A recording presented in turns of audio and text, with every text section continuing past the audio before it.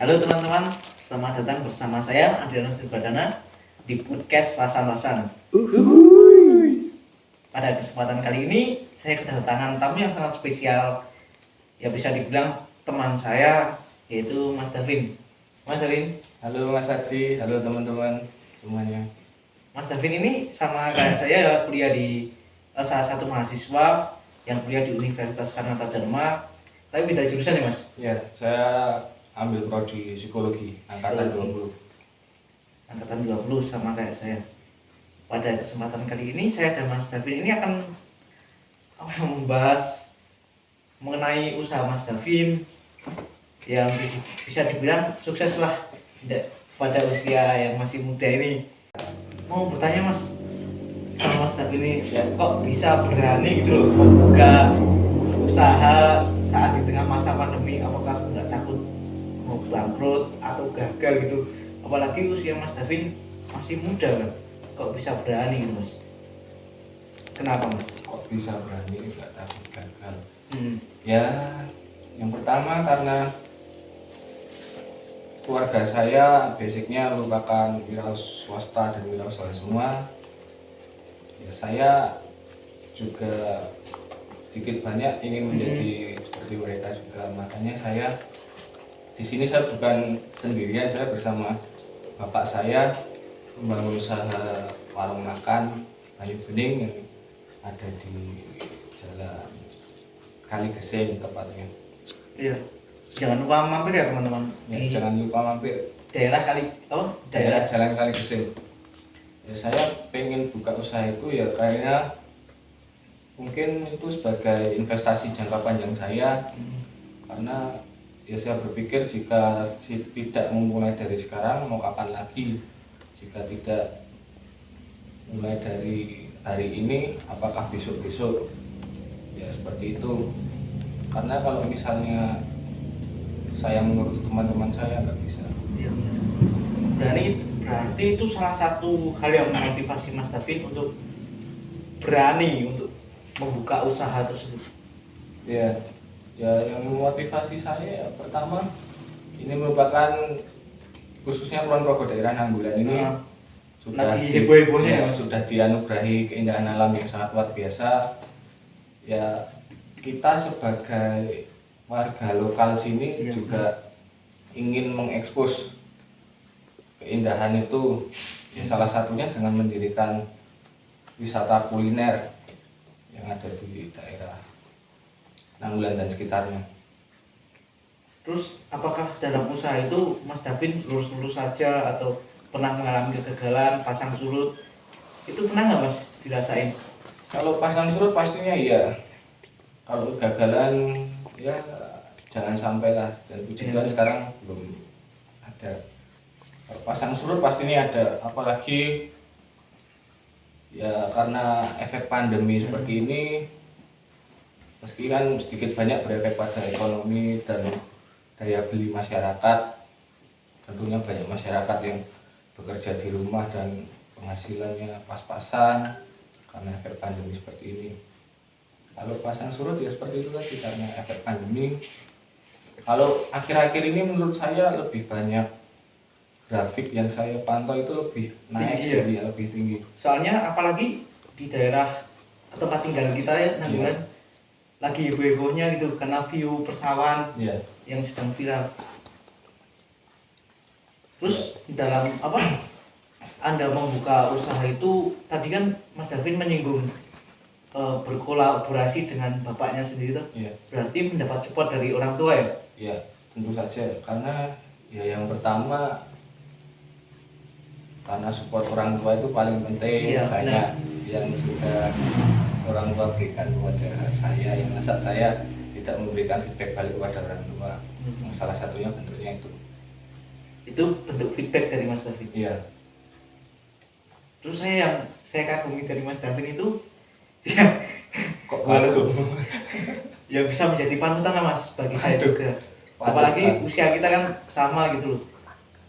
Saya sering kayak insecure gitu.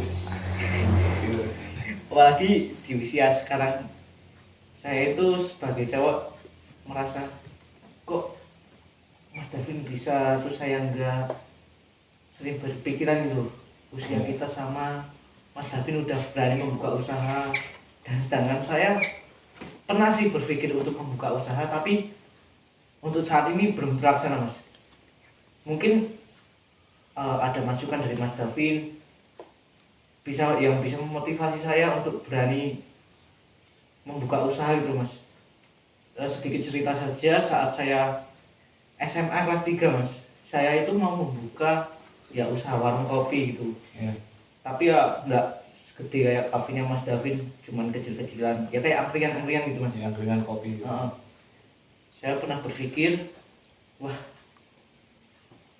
kalau saya udah lulus SMA itu ingin kuliah sama kerja gitu agar tidak memberatkan orang tua juga gitu. Iya, benar. Tapi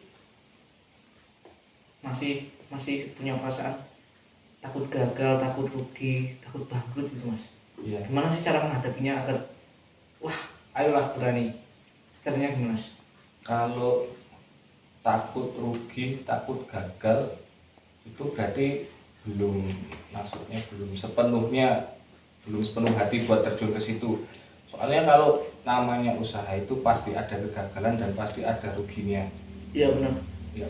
Sekarang tak tanya Mas, kenapa Mas Adi pengen buka itu? Apakah ikut-ikutan atau ya karena kegelisahan tadi itu? Kan sekarang kan banyak orang latah ikut-ikutan atau apapun itu. Terus jika Mas Adi membuka usaha itu, apakah usaha itu sudah benar-benar mantap dan sudah benar-benar matang? Misalnya seperti ini, orang zaman sekarang kan kebanyakan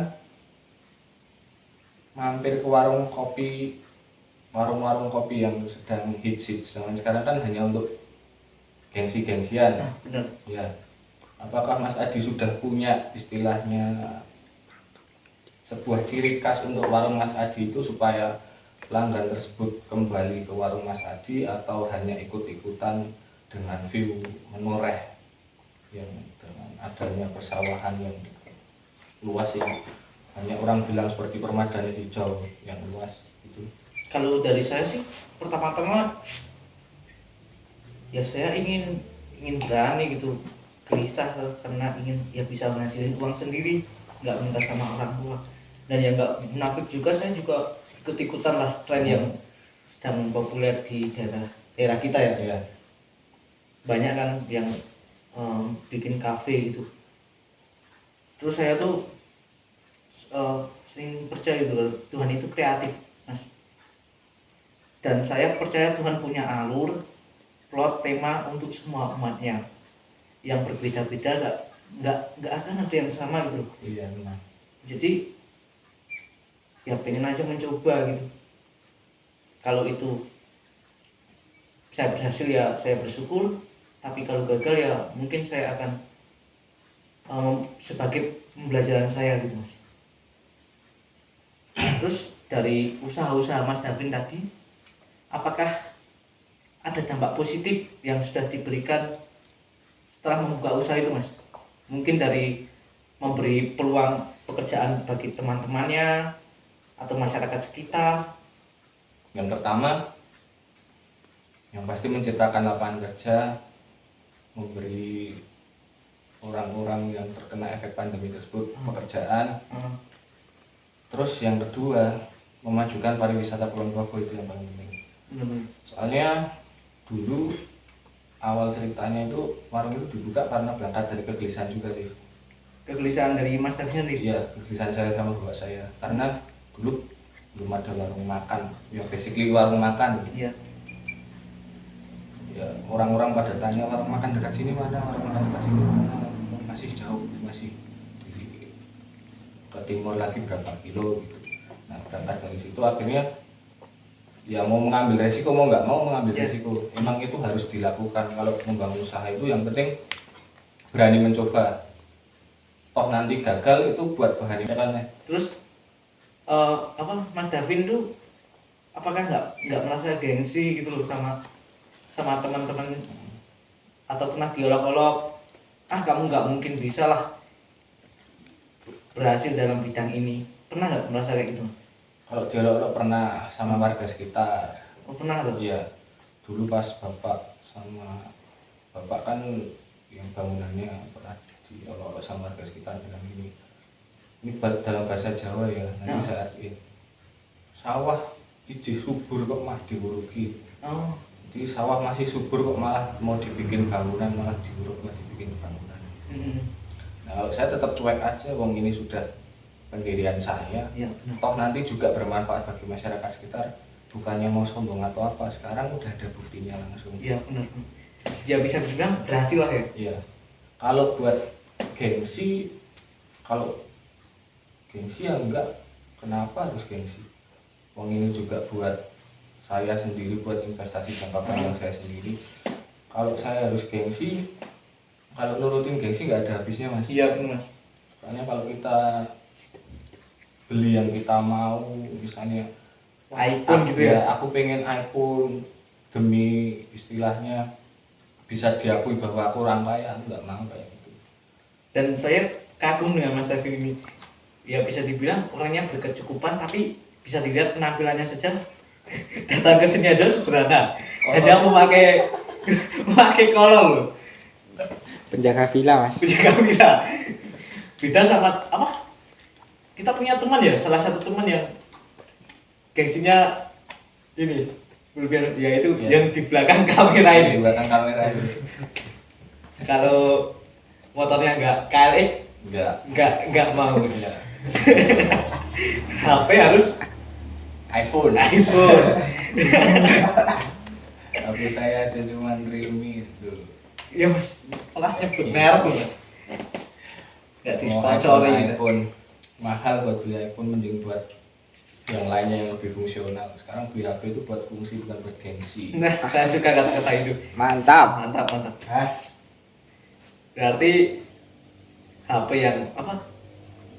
Yang HP yang bermerek, padahal kan punya fungsinya sama ya fungsinya. Sama cuma buat apa? Buat beda WhatsApp, merek doang. buat Oh. telepon sama aja. Buat sosial media juga sama aja. Cuman menang pamor. Iya benar.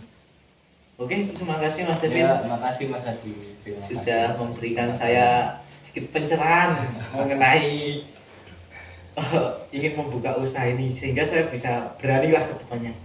Harus berani. Ya harus berani. Kalau Banyak banyak banyak apa? Kalau nggak mulai dari sekarang mau kapan lagi? Kalau nggak sekarang mau besok udah telat. Kalau Iya. cuma diangan-angan nggak dieksekusi sama aja.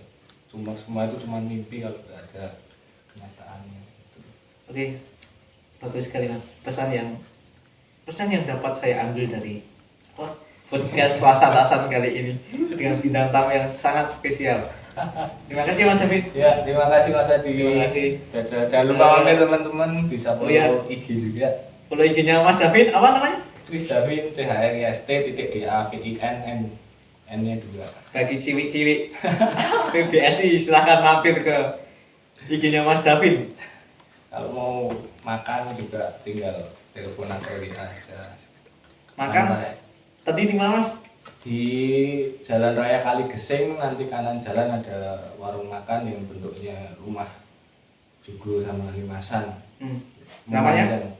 Banyu Bening, rumah makan Banyu Bening. Rumah makan Banyu Bening. Itu Iya. tempatnya Mas David. Ya, Silakan mampir ya teman-teman. ada diskon kok santai. Ada diskon tuh, ada diskon. Siap, terima kasih Mas David. Ya, terima kasih Mas Adi. Yuk.